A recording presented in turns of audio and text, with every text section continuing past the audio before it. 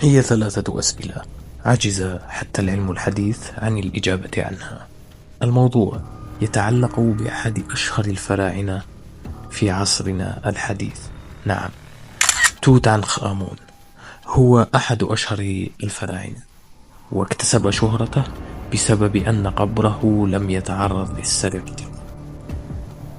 لكن هناك أمر مثير للدهشة.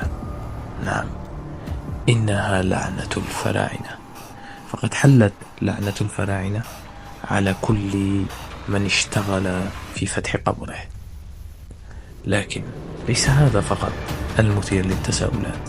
زواجه، نسبه، وكيف مات هذا الفرعون، كلها أسئلة إلى يومنا هذا لم يجد العلم الحديث وعلماء الآثار إجابة شافية لها.